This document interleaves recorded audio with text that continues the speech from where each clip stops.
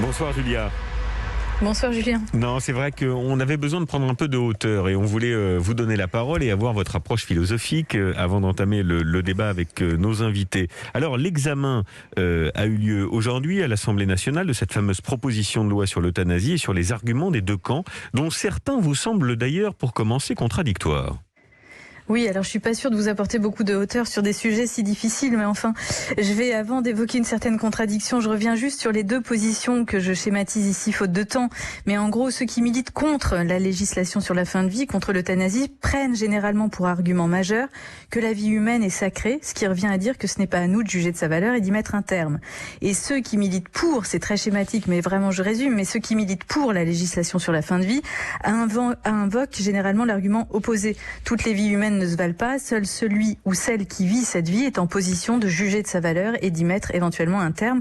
Autrement dit, la vie en tant que telle n'est pas sacrée pour le deuxième camp. Vous semblez donc plus favorable à la seconde position, pourquoi ? Alors pour plusieurs raisons, évidemment, c'est un sujet complexe, mais j'en donne juste une ici, qui est que sacraliser la vie est le moins bon moyen de la défendre. En sacralisant la vie, paradoxalement, on la dévitalise, on la rend mortelle. On en a eu un exemple cette année dans une moindre mesure, évidemment. Je compare pas nos vies à celles d'un souffrant incurable en fin de vie, mais depuis un an, on voit très bien qu'en faisant de l'état de santé, de la vie dans son sens purement biologique, le sommet des priorités, en la sacralisant, nos vies sont devenues pour tout le monde étriquées et pour beaucoup invivables.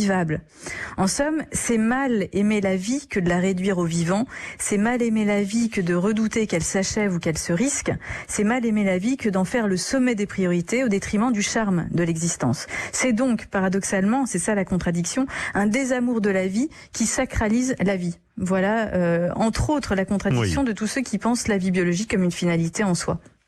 Merci. Vous voulez peut-être une citation, oui, Julien, parce que vous aimez ça. J'aime bien les citations.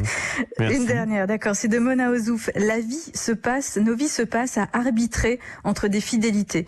Eh bien, je crois que la fidélité à tout ce qui fait l'agrément de la vie me semble plus vivifiante et vitale que la fidélité à la vie, bien souvent sinistre et mortifère. Bah, vous voyez, vous êtes trop modeste, Juliette Funès. Vous avez mais c'est là que vous allez prendre du recul. C'est maintenant que tout commence dans votre débat. Je vais l'écouter attentivement. Merci Julien. Merci à pour bientôt. cette carte blanche.